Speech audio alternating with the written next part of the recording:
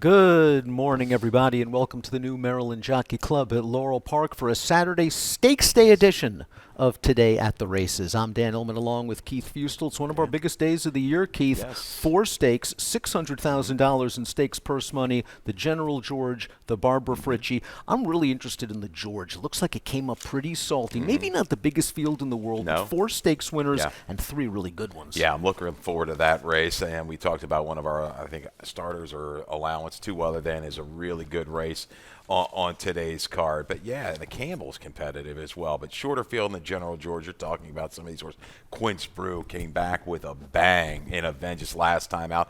You know, had to deal with a little bit of an injury, right? Was kind of sidelined for a little bit. Celtic Contender, we know how good he is. We talked about the work the other day that you saw personally, and Amy was super impressed, was going to give that guy a little bit of a break and said no. So I even think Mr. Antonelli, Prince of Jericho, but Antonelli a shot at a price. Prince of Jericho, really, really good quality field in the General George. Last year, we saw Brittany Russell take both, right, with Post Time and Apple Picker, and back with Prince of Jericho today. And we know what Post Time did, of course, after that. He went on to win the Carter. He was second in the Met. He placed in the Whitney and the Breeders' Cup Dirt Mile, ran big in the Cigar Mile, getting a little bit of a break for a big, hopefully, 2025 campaign. We're going to kick things off, though. 9 races on the Saturday Stakes card. Race number 1, 3-year-olds going 3/4 of a mile. We're going 20 to 16. But before we do that, I want to check the weather conditions because you know something, Keith? We might have some rain. We might have some rain. It's not looking too promising over the next couple of days, actually. So we got to be realistic about it. We're going to get some moisture in here maybe a little bit later this afternoon. We're going to keep you apprised of all the situation, any track changes right now. Track fast, a little sealed up as we speak, but a little chilly. Mix of snow and some rain maybe today, tomorrow a little bit more.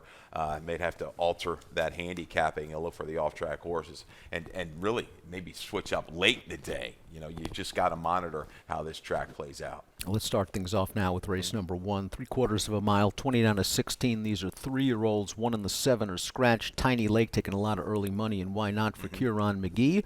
This horse has gone 2-4-2 since being claimed. Jam back in for the 20. Remember that race number 1 is the kickoff leg of our early value pick 5, 12%. It's a super low takeout, a horse player friendly wager. The 12% value pick 5, 50-cent minimum bet, and you've got a ticket. I do have a ticket. I had to bump it up just a little bit because of a late scratch. I'll talk about that real quick. It's a $36 play. 2.5 to get you started. Tiny Lake, Artillery Gunner on the drop here. Back to a tag for Hammy Smith. 2 deep in race number 2 with the 6 and 7. Sir Mick, Bad Boy Blaze. They should be both out forwardly in race number 2. Race 3. This is where I added a horse. I added the 2, Frosty the Giant, due to the fact that the 4, Tap Your Heart, scratched. I thought that one was going to be a little bit of a nuisance. Is out of the race. Frosty the Giant may want that moisture in the racetrack, but we go 1, 2, 8 in race number 3. Race 4 with the 1 and the 2. They look like the horses. Brittany Russell with Sea Dancer. Chad Brown in town with headline numbers for Jockey Angel Cruz. Scratch the 4, Peppermint Class in the 5. Call another play in there and wrap it up. Race 5 with the 2, 6, and 10. That's that 2 other than. Really good race going 3/4 of a mile. Scratch the 1, Classic Joke, and the 8, Golden Candy. Still a salty field of 9 in there. Full Irish going to go for what, his 4th straight maybe here for Kieran. Yeah. He is red hot, as is Tiny Lake in the opener for Kieran, and we do a video spotlight for Tiny Lake's most recent win. Again, he is 2 for 2 since being claimed. Let's watch Tiny Lake's most recent performance. This horse just was very confident throughout, was able to press the pace on the outside, and once he asserts himself in the stretch, he goes on about his business. Didn't really think you're going to get Kieran McGee at close to 7-1 after a blowout victory, maiden score at Penn National. But this was really good. Confidently handled 4 then 3 wide to go ahead and get the lead. Is going to edge away, go clear through that final 3/16 of a mile. I thought this really was good. Held firm, too, through the wire. I even think I might have put eager to the wire and through the wire in my longer note in the Echo Base chart. So coming right back. The addition of Lasix here off the claim and Tiny Lake, improved numbers every race right there, going through very nicely. I like Tiny Lake right back here for Kieran McGee. Speed try from the inside post now that the 1 English Daddy is gone? I think you're going to have to go and get position. Again, you've got a couple of these other horses that have a little bit of foot, maybe maybe Kissling, I think, who was out of that race as well. I thought ran quite well. First time Lasix for Trombetta. But I think it's go ahead and go. And you saw there, handled pressure. Really didn't matter for time. Like, wasn't phased at all. I think this horse can go on.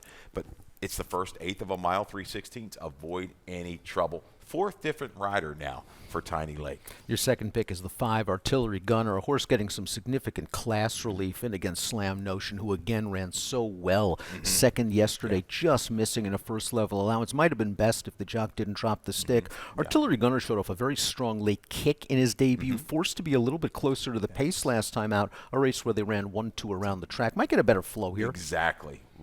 That's perfect to call. This horse was laying much closer than I thought he was going to be laying in that first level optional for the 3-year-olds. I think back to the right kind of level, may find a new home. You've seen a New York bred that ran that well, visually impressive in debut, overcoming some early adversity. Yeah, still would like to see a little bit more pace, but I think this drop here is going to suit him just fine. I have another New York bred is my second pick. That's the 6, Book It with Haddad, shipping in from New York for Horacio De Paz, adding Lasix off of a maiden win in New York. The runner-up came back to score at that $25,000 quarter state-bred maiden claiming level. Did so with a 71 Beyer speed figure. So I think Book It with Haddad is very well entered. Doesn't look like this horse has a lot of speed, No, that's the kicker. I don't know if things are going to ramp up just enough. The number is there, but I just seems slightly inflated to me.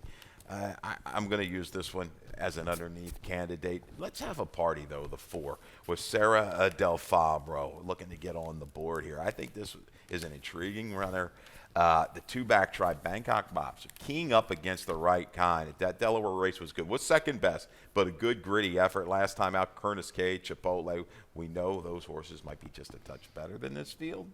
I think this is the right kind of move, freshened up, getting back with some Lasix today. Really liked the performance at Delaware. 2 starts back. Last time out, a little bit concerned, didn't change leads in the stretch, but Lasix on here. And you mentioned the good field 2 back with Bangkok Bob. Last time out, Jerry's out, came back, ran third up in New York with a 64 Beyer speed figure. Maybe a price. Let's have a party. We both have him in there. 2-5-3-4 for Keith, 2-6-4-3 for me in the opener. We'll move on to race number 2, and going 5.5 furlongs, 12-5 down to 10. Another race for 3-year-olds. We'll scratch the number 1, Probale 10. The 6, Sir Mick, is 2-1 on the morning line. If you happen to get knocked out of the early pick 5, and we hope you don't, you still can jump back into the 50-cent minimum pick 4, and you could do it even if you are alive. It's a pretty good wager. 50-cent minimum pick 4 to kick off race number 2. We do have a video spotlight of our morning line favorite. That is Sir Mick, a horse with a good amount of early speed for John Salzman Jr.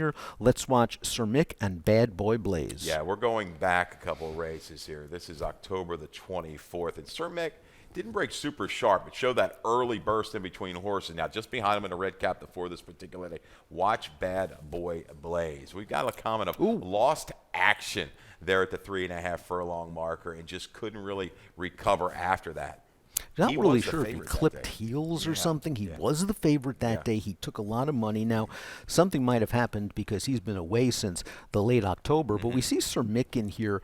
Sir Mick is looking pretty good right now on the outside. He's drawing away from this field, and this is when Sir Mick is good. Yeah.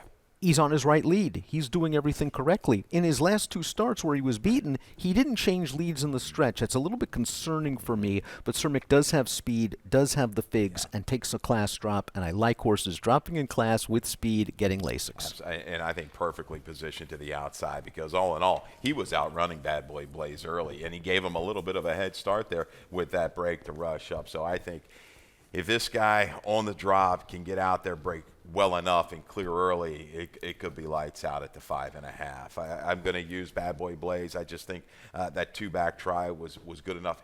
That hiccup in the most recent, a freshen up coming back, holding, just a slight drop here, I think is going to work from the outer post.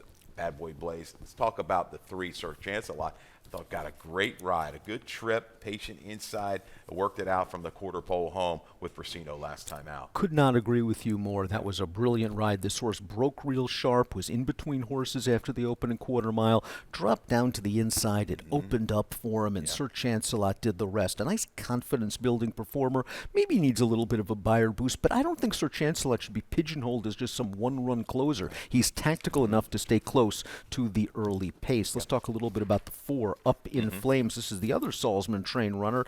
This is a horse who last time out just didn't break the best, and maybe that worked against him. That did work against him, and he showed a lot more to me. The two-back try at 47-1, where he really outran his last. I don't know how he got to that kind of a number from an odds standpoint, but it was good. I'll give a pass to the last race. Had no shot after that awkward beginning. Overland worked outward 5-6 wide top of the stretch, but against Bangkok Bob, who's kind of a key here at this level, he's good enough to run in that 40 down the 30 range. Yeah, Up in Flames works for me. Sir Mick could be the speed of the race dropping down for Salzman. We both have him on top. Keith's going 6, 7, 3, and 4 with the chronically unlucky Bad Boy Blaze. Debut unlucky. Yes, unlucky it was, last time out. Really good the time he was not unlucky. 6, 3, 7, 2. For me. Let's move on to race number 3.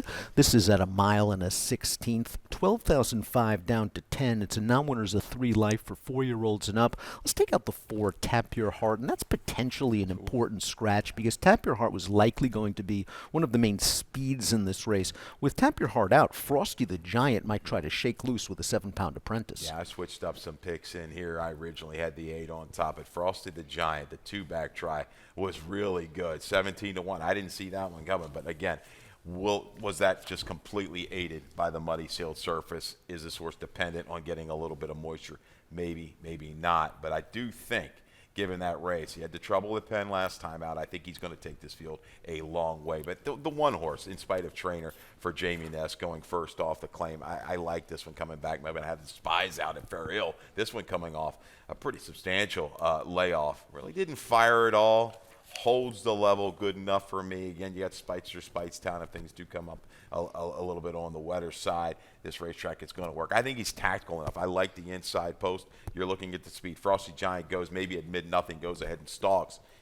Formal affairs a chaser. I think this horse tucks up into a really good spot here first off the Yeah, plane. breaking from the rail, if you're unfamiliar playing Laurel Park, going 1.16 miles, there's such a short run to the first turn that it really is an advantageous post. And when you have a great jockey like J-Rod, you know this horse is going to settle into a good spot, tracking the pace while saving ground. Now, we have a video of my second pick. I think I sent the wrong picks in. 6-8-1-3 should be my top pick. Secret Treasure. And Secret Treasure looked really good getting down to Laurel last time out for Michael Trombetta, despite not breaking very well at all. No, you're going to see. Gets in a little bit of a steady there, out of the break, down inside the gray, and gives up probably 3 to 4, 5 lengths maybe through that opening 16th of a mile.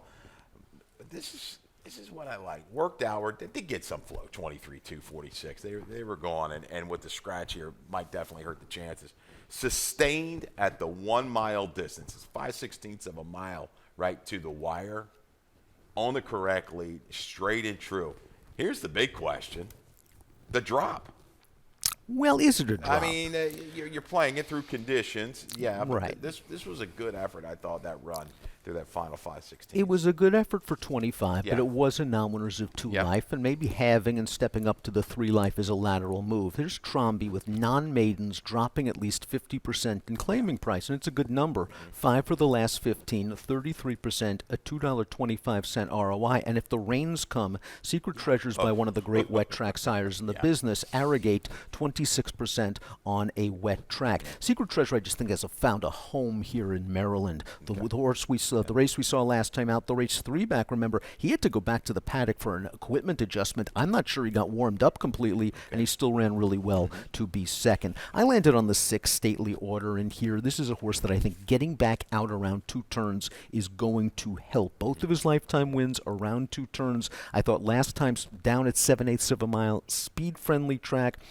Stayed in, altered down to the inside. I like the way he finished. I like the way he galloped out. He handles a wet track. He just needs some pace. Yeah, and that's a brutal post. It's 7/8 of a mile. If you're like a tweener, you can find yourself just shuffled all the way back, and that's what kind of happened. This horse forced his hand inside, no shot, goes back 10, 12, 13 lengths. We got it after the first half of a mile. Again, though, maybe a little bit pace dependent here, but a barn that's been sneaky good of late all around the mid-Atlantic region. So I'll pay attention to the 6 stately order. Yeah, hoping maybe the 3 admit nothing, puts a little heat on Frosty the Giant and sets things up for the closers.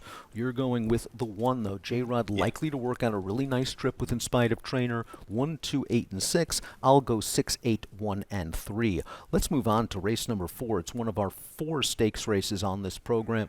We're going a mile and a 16th. $100,000 is the purse for the Nellie Morse. Fillies and mares, 4-year-olds and up. Unfortunately, only a field of 4 with the scratch of the 4, Peppermint Class, the 5, Call Another Play. This is the first leg of our 20-cent Chesapeake Pick 6 jackpot wager. They scooped it yesterday, didn't they? Yeah, they got it. And then, you're looking at the prices, looking back. Silver Bullet 20, I guess that was the toughie to get. That was an $18 winner, but yes, it's gone. We start anew today. It's also the beginning, the 50-cent minimum pick 4, or middle day pick 4 for the Nellie Morse. Now, again, we're only down to 4 in here, but we have 2 very strong contenders. We're both going to go with the 2 headline numbers shipping down for Chad Brown. We do have a Chad Brown trainer stat that we'd like to share, and Chad does very well with these kind of horses. Sprint to route, second after 2 to 4 month layoffs. 7 for the last 17, 41%, 231 ROI. Talked to Chad earlier this week. Headline numbers won by 1 million lengths in her career debut. They were expecting her to run well that day. He said she's yet to run to her works in her subsequent 3 starts. A little bit perplexing. Maybe didn't run so great last time out, but it was off the layoff going 7. I like stretching out. I don't think either of those last 2 races are maybe as bad as what they possibly look. And you look at the 2-back try behind Gun Song. That was your Black-Eyed Susan winner. Has recently run well in some grade 1s and grade 2s, just missing. Pradiana works. And I like the note that Billy Humphrey had put in on our website today. If you go to the Laurel Park website, go to the handicapping guide and read those trip notes and some of those analysis that we have, talking about visually as a rider, even looking at the way this horse was kind of pulling a little flat late. He said, wants to go longer. You've got Gun Runner top side, 21% on an off track. So if there is moisture, I think you can move headline numbers up. You can access all that information on the handicapping guide, laurelpark.com/picks. It's free. The one is Seed Dancer, and Seed Dancer really took to dirt beautifully in her first start on the surface for trainer Brittany Russell. Let's watch her win in the Carousel Stakes. This horse sold for $150,000 at public auction in November, and why not? She's got a really nice pedigree. She's a Hefty Johannes, one of the better turf horses in the country, but this was a big question mark. Dirt for the first time. Watch Seed Dancer. Look how sweetly she's traveling, though, in behind the lead. It's all about whether Sheldon finds a seam. Sheldon finds a seam. Seed Dancer does the rest. Yeah, was kind of able to work outward a little bit, and a little brush with Saddle Up Jesse, and just rolls home, reeling in Miss New York, who had won 2 straight prior to the Carousel. Really good effort here.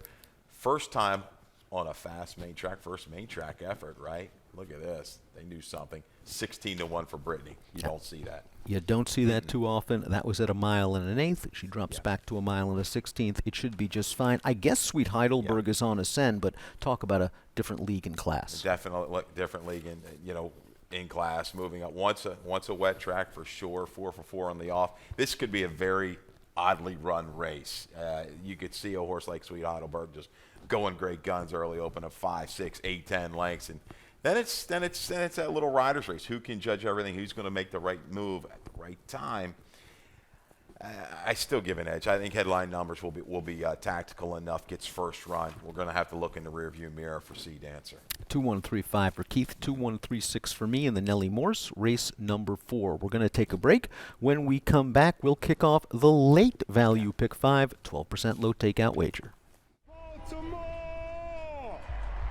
City of Baltimore, to all the fans watching around the world, riders up! They're off in the Preakness. All eyes of the world will be on Baltimore. They're head and head. Seabiscuit leads by a length. Seabiscuit is the winner. And it was a powerhouse race again by the big, strong Secretariat. Sunday Silence takes the lead at the quarter pole. American Barrow, phenomenal in the Preakness. And the filly did it! Rachel Alexandra!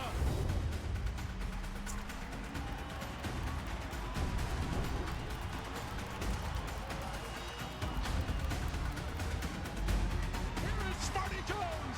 He wins the Preakness by a dozen lengths. She's the brave, wins the Preakness. Welcome back to Today at the Races. I'm Dan Hillman. This is Keith Fustel getting set for the second half of this stakes-laden card. We'll take a look at race number 5. I think this is one of the better betting races on the entire card. We're going 3/4 of a mile. It's a second-level allowance with a $40,000 claiming option. Let's take out the one classic joke, the 8 Golden Candy. This is the first leg of our late value pick 5. Low takeout, horse player friendly wager. 12% takeout on the late value pick 5, and this is a nice race to kick off the sequence. Oh, this is a doozy right here, 3/4, 2 other than. You talk about those couple scratches, the one classic joke. As horse, we were definitely interested today in the 8 Golden Candy. Let's start with our top selection. Let's go ahead and start with the 10 Freeze the Fire. Back on Lasix today after a good run in the fire plug. Had some flow definitely going on up front. You see the short comment we have there for Equiways. Off duel, worked an inside-out trip to close up, only beaten 2 to Prince of Jericho. There's no Prince of Jericho in here. Is there enough speed in here, Dan, for Freeze the Fire? I think there is, and it's not like Freeze the Fire has to be 100 lengths out of it. He did get a nice flow when he was outrun last time, and he came with a good kick. But you go back several races, he's adaptable to the pace. I just think the pace will be similarly fast as last time. He'll be able to sit back. He'll be able to make one run. In his last 3 races, Prince of Jericho, Celtic Contender, Mr. Antonelli, all of them in the main event a little bit later today. This is a good spot for Freeze the Fire, our top selection. But the key to the race might be the number 6, Bergen, making his first start off of a lengthy layoff and his first start for trainer Brittany Russell. Now, you don't worry about Brittany off layoffs. She is exceptional. 294 days away for Bergen, but we do have a video spotlight because this horse showed some ability last year as a 3-year-old. Here he is in the Jimmy Winkfield Stakes, and keep in mind, this race was run over a muddy track. We are expecting precipitation. He's just cruising up to the leaders on the outside. Yeah, this was really good in those familiar silks, right? And Bergen just cruises up 3-4 wide.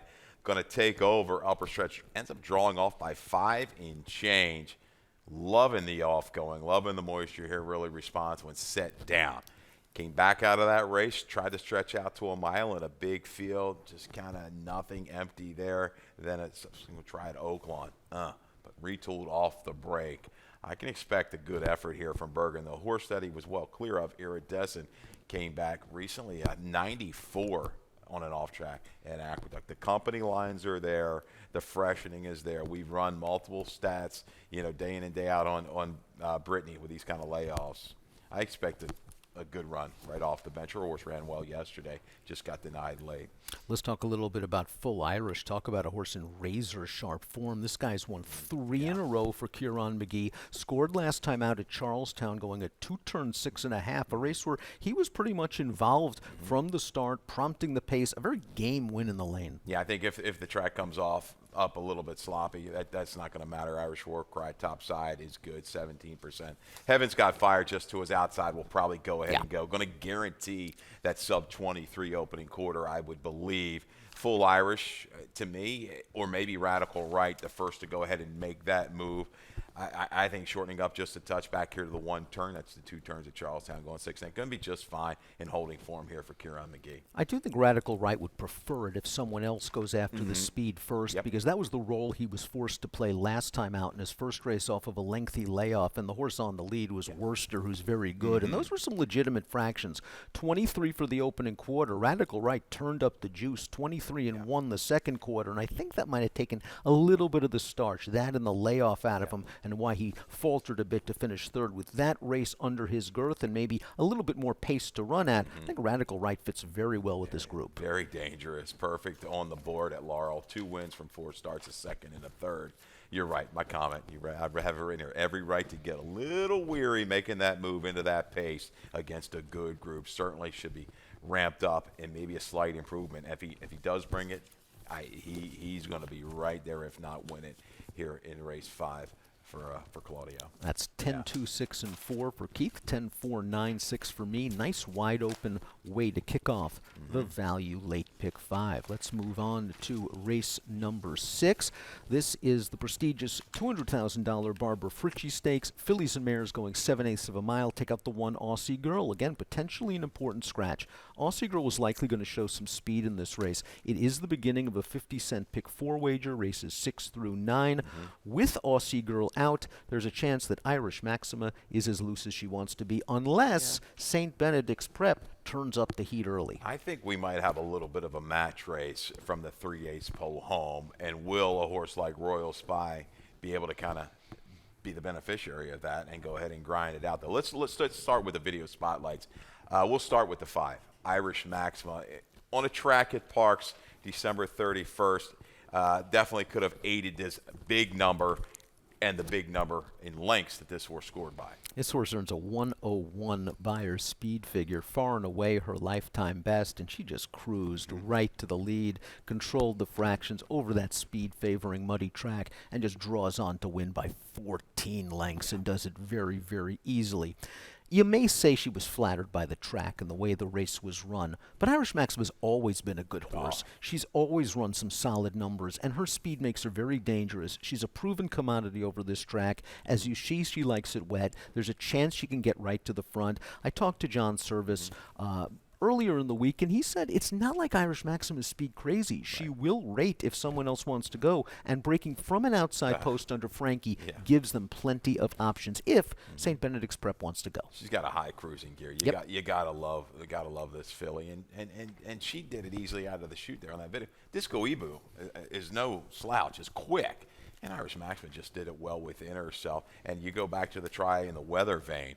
I think that was a slighter inner lean that day as well. She overcame it, prompting 3 wide to wear down the speed. I thought that was a really good effort. She's just getting better and better and better. Will she bring a 101? Maybe not, but man, it looks like, St. Benedict's Prep, this move from the 3/8 pole home. This is where this horse race is really going to go. I don't know if the 3 wants to be super aggressive out of the gate. Maybe they will. Maybe a little try. But we've got a good one here. St. Benedict's Prep, we got a video spotlight of the race at Laurel back on the 18th. Thank you very much. And this one, where she found herself a little bit further back to the speedy Miss Pichero. Yeah, I think 6 is a little sharp for St. Benedict's Prep. We know that's Miss Pichero's game, and Miss Pichero's just going to find the wire in the nick of time. St. Benedict's Prep, though, shows absolutely no quit, and I love the versatility she's shown since being claimed for $40,000 by Linda Rice. This is a horse that's run well, as we see right here, just missing. One more stride gets there from off of the pace, and then last time out in the Interborough in New York was able to set the pace and held second going 7. She could be closer going 7/8 of a mile. She's not going to be run off of her feet, and she's just in very good form. Yeah, and you're looking at Royal Spa, though. You've got the value in here at a 4-to-1 morning line. I think you're going to hold right about that when it's all said and done, even with the scratch. Maybe down to 7 at 2-3. I don't know if I take anything less than 3 on Royal Spa, but definitely a consistent sort, and definitely had hidden trouble out of that race last time out at Oaklawn Park. Well, just was steadied and pinballed at the start. Now, I talked to Rudy Brissett earlier this week, and Royal Spa is just a kind of horse that's kind of sluggish from the gate as is, but when you have that kind of a break, you're drop inside, you're last on the rail, turning from. Did have a clear inside run. Yes. Finished evenly, though. Liked the way she galloped out. This barn does well with these kind of horses. I believe we have a trainer stat for the 6 Royal Spa. When Rudy brings these horses back in 3 weeks or less, lately, it's been a very good move. 5 for the last 15, a $3.06 return on investment. If St. Benedict's Prep and Irish Maxima hook up, let's say, at the 3/8 pole or at the 5/16s, and Royal Spa can at least stay within range, I think she has an outside chance to close them down. Right, she hasn't quite gotten into that 90 buyer range like these other two, so it's going to be dependent. If they go hell bent, the 3 and the 5, I think that she's definitely got that shot. So you're hoping a little bit. But she's been good. She had to idle a little bit around the turn that race at Oaklawn last time out. I went back and watched that once or twice. And, yes, she got the inside trip, but with 3/8 pole of the 5/16 was paused, and the leaders just had that advantage there and got away from her. But it showed the willingness to that last 1/8 of a mile. But Irish Maxima, certainly the horse to beat, might be the one to catch. 5-3-6-2 for Keith, 6-5-3-4 for me in the Fritchie. Let's move on. Race number 7, mile and an eighth. This is the John B. Campbell. It's 100 grander. We've got a good field of 7 in here, including a horse shipping down from Parks, much like Irish Maxima. That's awfully cool, who shrugged off a very lengthy layoff to score last time out. It was the Chris Kringle Stakes on New Year's Eve, and awfully cool. Looked very, very good. We have a video spotlight of Awfully Cool's performance, and I like the way he really dug in late. You would think that maybe off the layoff over a testing muddy track, he'd have every reason to get tired. No quit. No rust whatsoever, and he was laying a little bit closer. Actually, just before we picked up the video there, might have been about a length and a half out of it, and then had to wait a little bit as the leader sprinted away from the 3/8 pole to the quarter pole. And we talked about this earlier. Dan, you thought the inside was okay because when you see these races at Parks, we watched a lot, that outer sweeping move, and they just keep on going on the outer part of the racetrack. Awfully Cool. Battle back inside.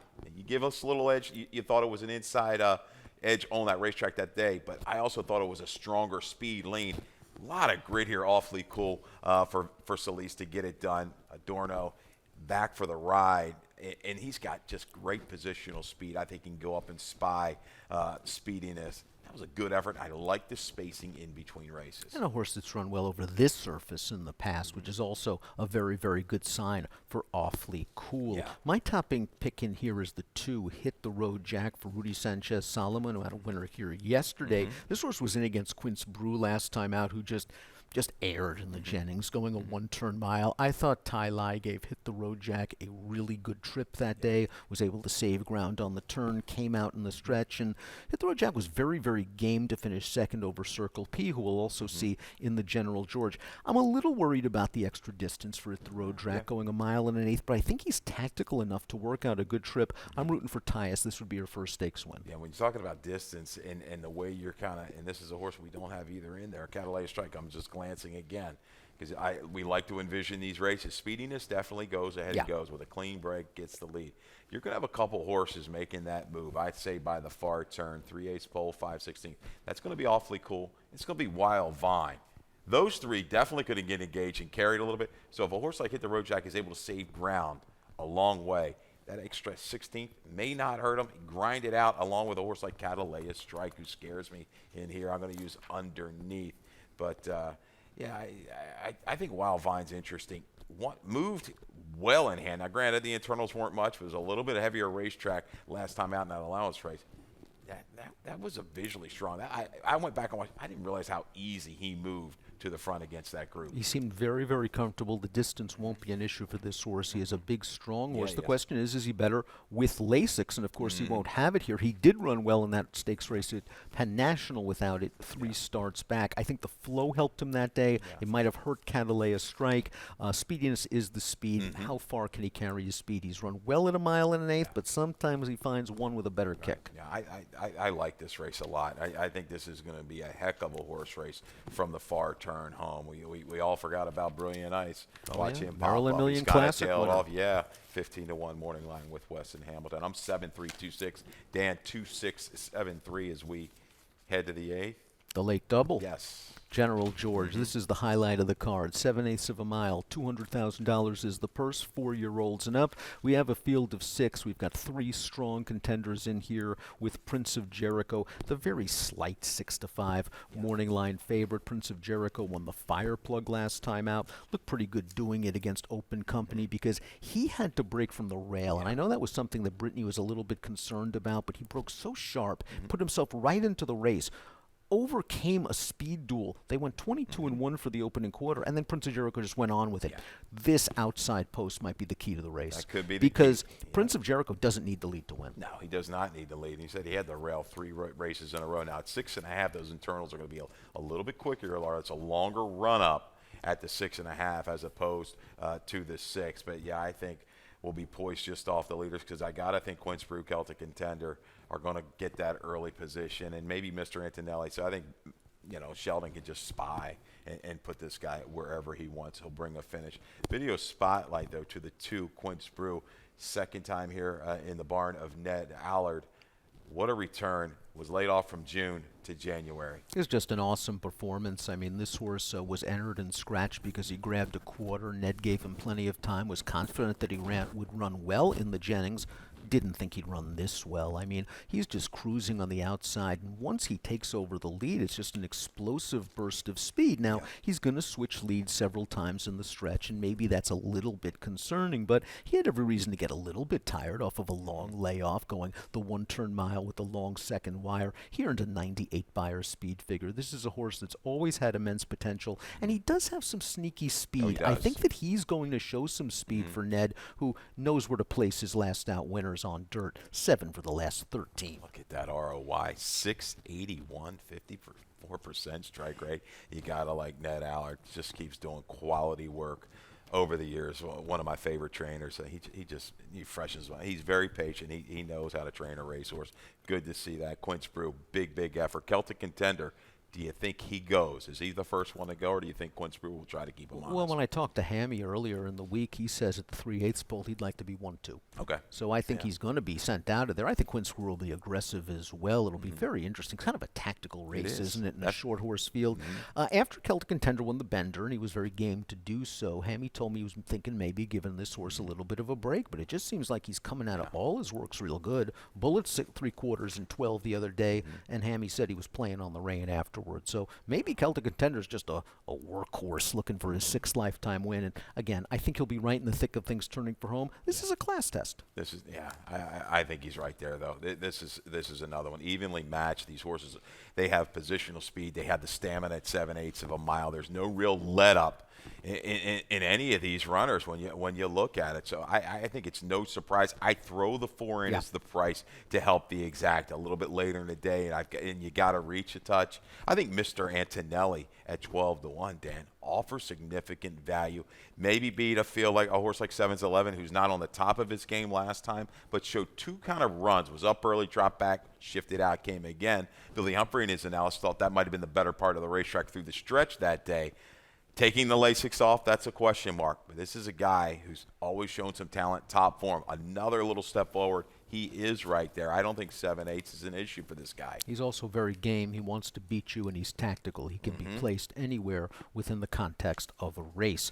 2, 4, 5, and 3. We'll see if Quince Brew can go back-to-back. I'll go 3, 2, 5, and 6. We'll see if Celtic Contender will go back-to-back. And Prince of Jericho is lurking in the wings. He's going to be lurking. He's going to be very dangerous. Good addition of the General George. Let's wind things up with race number 9. We're going a one-turn mile, 25 down to 20 claimer. Now winners of 3 left. Big scratch. The 2 Wine Collector was probably going to be the speed in this race and was probably the horse to catch and beat. With Wine Collector out, now we have kind of a weird pace scenario, and you think Sin Permiso from the rail is going to run and gun. Well, if I liked Wine Collector a little bit earlier, which I did, I thought he was going to be part of it, get to the front. Sin Permiso didn't run as awful as I thought when you really look at that race last time. Was part of the flow, faded around the turn. Okay, but the 2-back try over a track with moisture, and I'm going to be dependent. I mean, not as strong if this track isn't sloppy to muddy later in the day. But Sin Permiso is the one that's left to go ahead and go. Got the lead with some trouble, couple races back.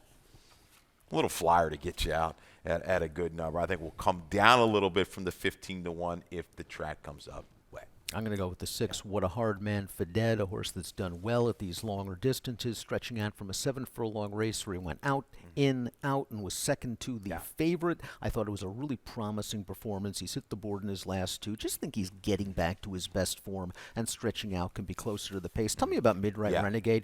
He's always been one of my favorites. Second off the Kieran claim. I thought that was a sneaky good effort last time. It was. It looks maybe like a one-run sprinter, but I like the fact stretch out here. Pace, I don't think is going to be as bad. I think Error's demanding. Should be able to kind of move up within range. I think it's a horse that Robin likes as well. He was my top selection if Wine Collector stayed in here because I thought we might have a little bit more of a contested pace. But Kieran, 3 for 6, 6 for 6 the past few years. Second off the claim in these conditional claimers, right? ROI 223. It's a positive approach. Zambrana. I think this horse can take a turn for lurk and strike from the head of the lane home. He's got that style. He's a little bit like What a Hard Man for Dead. I think those two could run a little bit like a team. If you believe Bermuda Run's most recent Buyer speed figure of 74, he is right in the mix and stretching out. He might be able to show a little bit of speed and push Sin Permiso early. Whether he wants a wet track or not is a different story, but that last race was a breakthrough performance. Keith's going with a price. Maybe a wet track lover. Sin Permiso, speed in the rail, 1567. I'll go 6437 in the finale. Value play time. Keith, where are you going? Oh, let's see here. We had a couple options. I think I did a little bit of an audible and went to Freeze the Fire, a horse that you've kind of got now. You backed into Freeze the Fire. Robin is another one. Maybe he'll be talking about this one with his good analysis pre-race that we get from him now. Freeze the Fire, going to get flow. At 6-1 morning line, might come down a touch. Well, we had a couple scratches in there, I believe. I like this horse to make the run. Back on Lasix, really has faced some tough company the last couple. I hope you're right. I like him as well, but my value play race number 3. That's the number 6 Stately Order, 8-1 on the morning line. Hoping for a little bit of pace. I just think getting back out to an extra distance is good for this horse. Both of his prior wins have come around 2 turns, and I thought his last race, sneaky late run, good gallop out. I think he's coming into this race in good form and will be a decent price. Callie Francois, Mackenzie Pfeiffer, Dave Rodman will take you through the day, and it is a good Saturday at Laurel Park. 4 stakes, the George, the Fritchie, $600,000 in stakes purses. Let's go off to Dave Rodman for scratches and changes. Good luck.